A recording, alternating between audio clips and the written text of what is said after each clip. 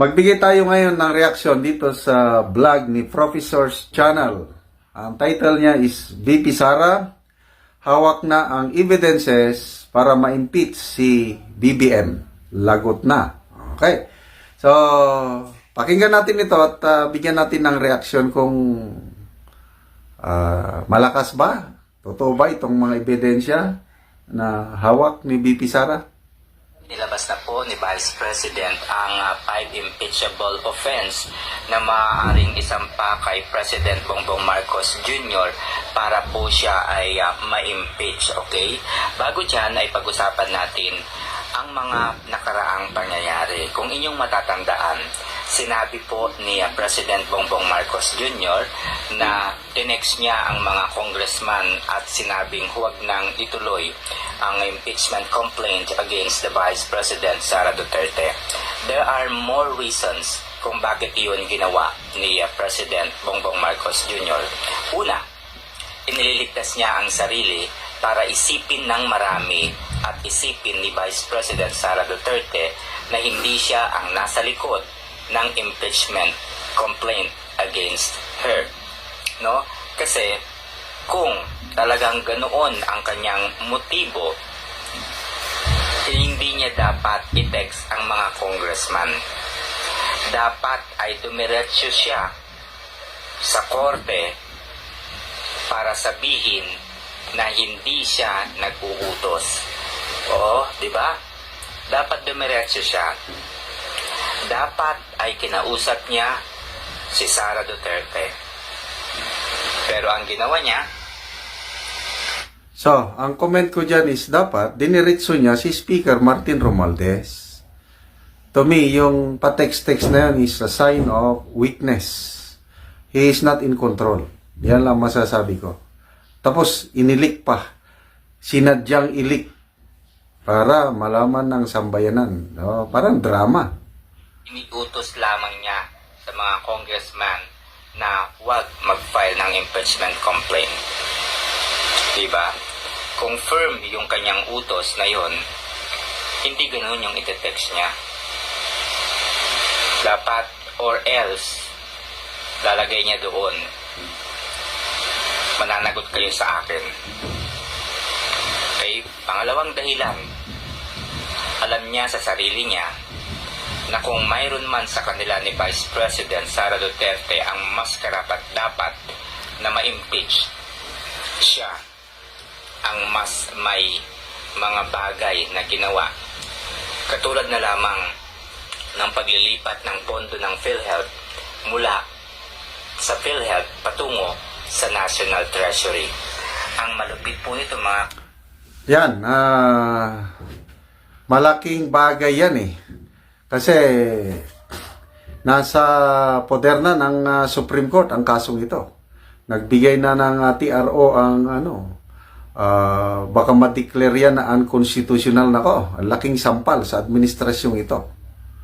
Pera ng mga members tapos gagamitin mo sa projects ng mga mambabatas na kung ano-anong klaseng project. Malaking yan, malaking issue yan, yung PhilHealth pondo na yan.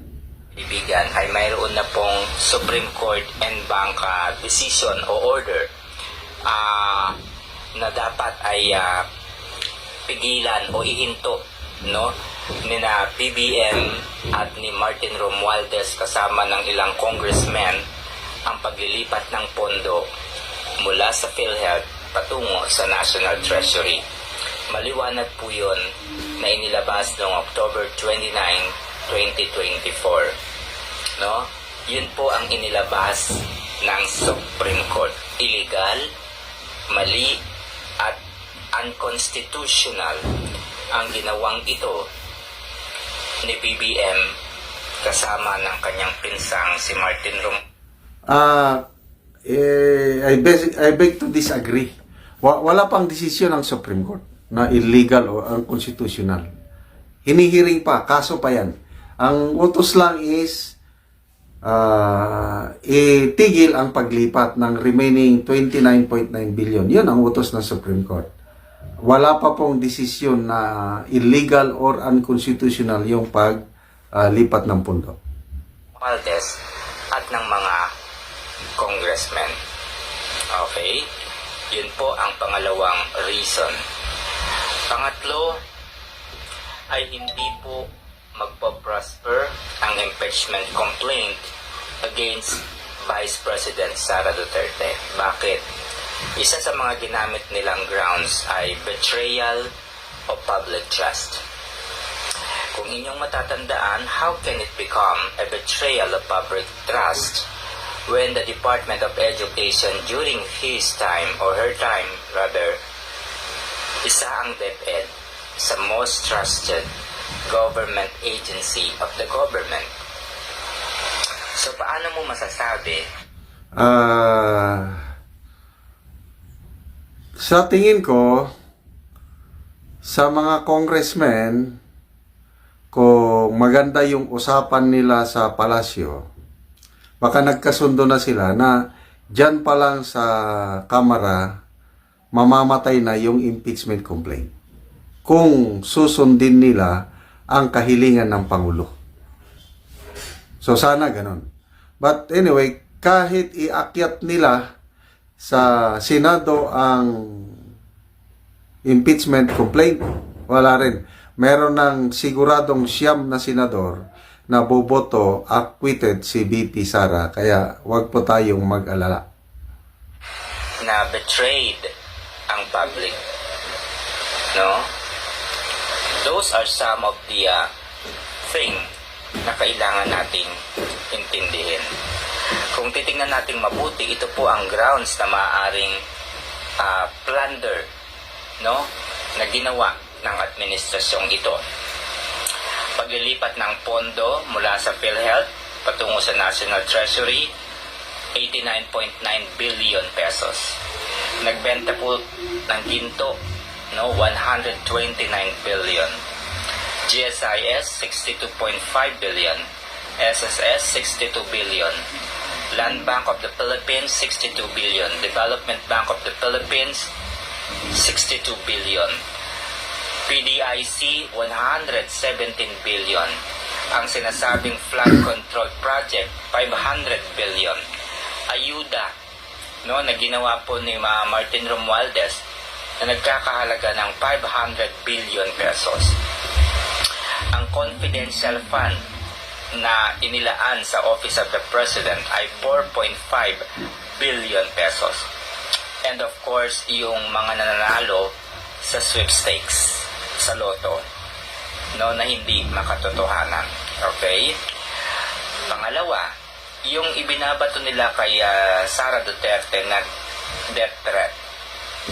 Ang nauna po talagang gumawa ng paraan para i-assassinate o para patayin o para patahimikin ang Vice President ay ang grupo po, no?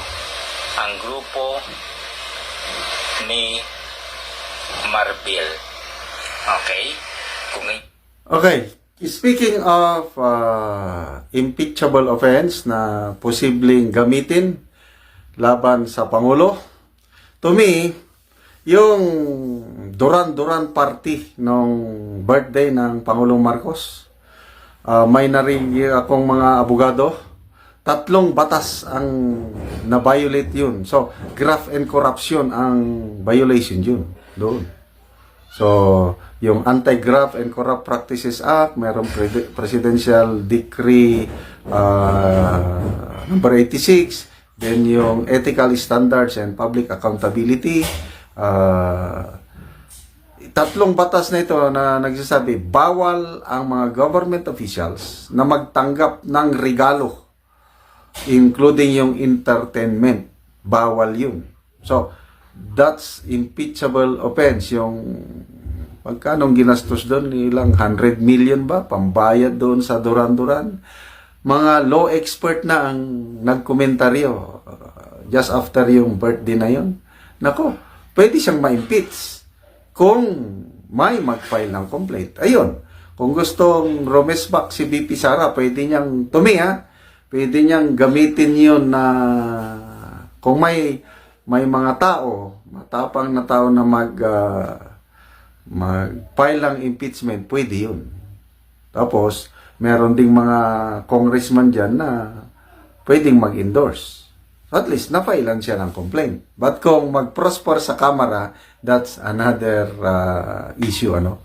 So, pwedeng rumespak, mag-file ng impeachment complaint laban sa Pangulo.